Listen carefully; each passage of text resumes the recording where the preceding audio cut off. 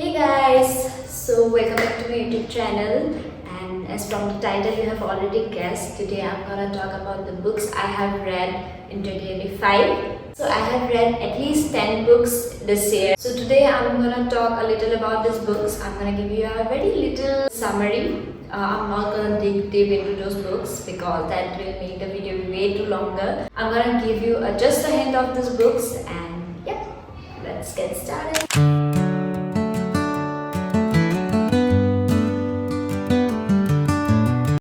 So let's start with the poetry first. This is the only poems book I have read in 2025. It is The Prophet by Khalil Gibran. If you want to start reading poetry and don't know where to start from, then I will highly recommend this book because it is easy to read. Because most of the times when we start poetry, it is really hard to understand, unlike novels. So it is a easy book, it is an easy read, and you will love it. In this book, Khalil Gibran talks about love, marriage, pain, friendship, then self-knowledge, time, death, etc. There are many chapters, many poems here. I will read you some of my favorite lines from here. This is from the poem Friendship. When a friend speaks his mind, you fear not the nay in your own mind, nor do you withhold the A. The second one is from the poem Talking. You talk when you cease to be at peace with your thoughts, and when you can no longer dwell in the solitude of your heart, you live in your lips, and sound is a diversion and a pastime. And in much of your talking, thinking is half murder, for thought is a bird of space that in a cage of words may indeed unfold its wings, but cannot fly. And the last one is of course from the poem Love.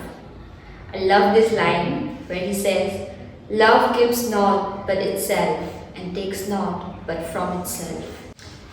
So yes, I will highly recommend this book if you want to start poetry. So let's go to the next one. The next one, of course, my favorite, The Bell Jar by Sylvia Plath. I will rate this book 10 out of 10. And trust me ladies, you need to read this book. If you are a woman, you must read this book. I love how Sylvia Plath shows the life of an ordinary woman, of her, of us, in such incredible words, such vividly and so vulnerably that it makes you cry and laugh at the same time. And the book is really painful actually, but it's disturbing, it's painful, and it will work as a mirror for yourself.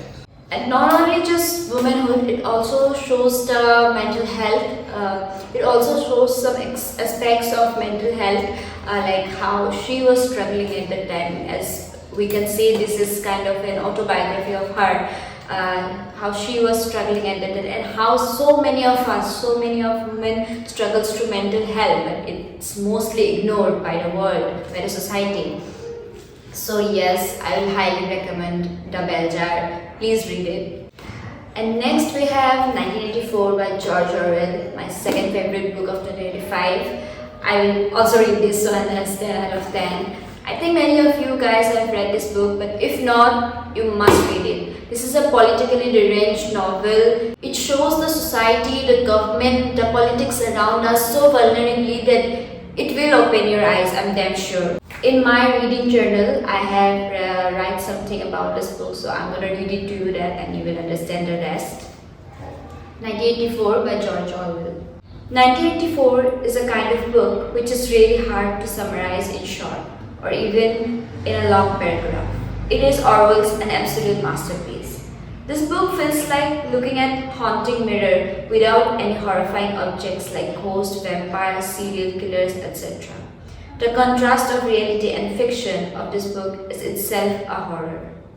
Oceania, 1984. The society George Orwell created in this book is a society of political horror. It is a society where the past does not exist, where the past is alterable, where who controls the past controls the future, who controls the present controls the past. It is a country where government, the party in SOG, holds the absolute power, not only the bodies or the actions of it, but mainly of your brain. This book leaves prints in the reader's mind leaving them questioning their own existence. That are we really free? Are we really living in reality? Are we really a person of our own, or someone else is shaping and modifying us and our ideas secretly? So yes, I will highly recommend to read you this book. And in today's society, the way politicians are thriving, the middlemen, the us are going downwards, the way the world is becoming more and more political, every subject is becoming more and more political. You must read this book. Next one is again by George Orwell, Animal Farm. It is a very small, very tiny novel. It is actually a political satire. Of course, it is written by George Orwell, so it will definitely have something political. This book is also banned in many countries, I guess. This book is about some animals who conquer their land. This book is about some animals who conquer their lords, the humans, and thrive and make their own society about animals. But then politics happen, etc. This book also shows how in human society, how the class divisions happen, how the people who are in power are way above than us, even though this shows that they are working for us. So you can read this. It is a very tiny novel. It is just I think 100 pages only, so you can read it in a go. Next is The Alchemist by Paulo Coelho. You have seen how much I have annotated in this book. So this book is a self-help book wrapped around in fiction. The fiction is good, and of course the self-help part is good. So of course this is a best-selling novel. In this book, a man goes on a journey to find his destiny, and he ends up finding something else, and the story revolves around that. But it shows how important it is to follow your dreams, your passion. You will find many motivating quotes, motivating lines, paragraphs here, of course, and you will. It is a good read actually. You will be able to finish it in very less time because it keeps you interested. Of course, it is written by Pablo Coelho, and that's one of his main characteristics, that his books keeps you interested in reading. Next is, of course, a famous book, White Nights by Fyodor Dostoevsky. Many of you are gonna hate me when I say this, but I did not like this book. I'm gonna rate is 7 out of 10. It is maybe not my kind of book. It is about a man who is so delusional in love with his dreams, and he falls in love with a girl, and he is so delusional about it, and I did not like that part. But this book shows one part where it shows the man, the protagonist, as a dreamer, and I like that part where he dreams so vividly, he dreams so much that his imagination goes beyond. So I like that part, of course, but the whole love thing, it gets out of hand, I guess. It is a good read. It is a short read, so yes, you can give it a try. I think Dostoevsky's Crime and Punishment and other books like Demons, The Idiot, I will like those more rather than this, because it is more a romantic novel, which is way too much delusional for me. Next is The Metamorphosis by Franz Kafka. In this story, a man named Gregor Samsa, he becomes a cockroach, or perhaps a kind of insect the next morning when he wakes up. But his very first thought is how he will go to work, how he will now provide for his family. So it shows how in today's society we all are trapped in the hustle culture. We all are just want to provide for our family. We just want to go to work and work for our boss and go around, and nothing else matters. So it is a depressive novel. It is depressive, disturbing actually, and you will like it.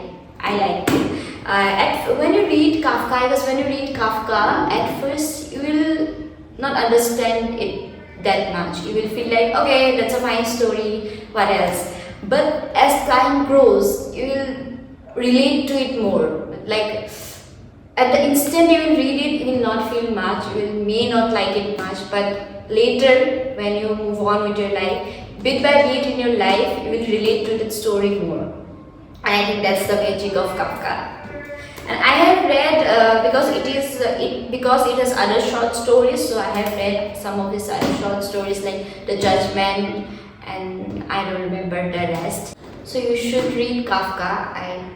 You should read Metamorphosis if you haven't. It will give you that pain, disturbing pain, how the hustle culture makes you in reality, how you are not a human, even you are a human being physically, but in reality you have become a puppet of the job culture, etc. Next is one of my favorite, Jane Eyre by Charlotte Bronte. It is a big novel. It took me 2 months to finish it mostly because the language. This novel is a little tough to read because of its language, because it is from the 1800s. Of course, the English is a little tough, so it took me 2 months. The story is about a woman named Jane Eyre. The story is about a woman named Jane Eyre, how she grew up from her abusive aunt's hands and then fall in love with a man who had already had a wife. So yeah, the story is a bit confusing, but it is a well read. You will like it eventually when you start reading, but it might take you a little longer because of the language. Not only the romantic part, but Jane Eyre shows at that age how women had no voice, and Charlotte Bronte wanted to give Jane Eyre a voice through her writing. So I like that. But the romantic part is a bit controversial, because if you are a woman in today's society, you might not like the romantic part because it is a quite misogynist or patriarchal, I don't know, because the protagonist, Jane Eyre, she is I think 17 years old and the man is like 40, 45, so yeah, that's a bit controversial. But the language is so good. The writing of this book is so beautiful and so exceptionally well. Charlotte Bronte wrote it so beautifully that eventually you will fall in love even with the controversial parts. The love, the romance, the mystery, the agony, everything is so well written. So this is a good reading. This was a good read, and I improved my English a lot after this book. So the next book is The Stranger by Albert Camus. I have already talked about this book in my previous video, but I'm gonna give you a little summary again. This book is about a man whose mother dies, but he feels nothing about it. Okay, so he feels nothing and he thinks that death is just a natural process and it's okay. But people around him judges him because of that, because your mother dies, why you are not feeling anything. So this book is about the absurdity of life, that life has no meaning, but we humans give life a meaning through our perspective, through our doings in the world. So this book is about Albert Camus' famous philosophy, absurdism. If you want to know more about this book, then go check out my previous video. I have talked about this book there, so I'm not gonna waste your time here. But this is a great book. I'll rate this 8.5 out of 10, of course.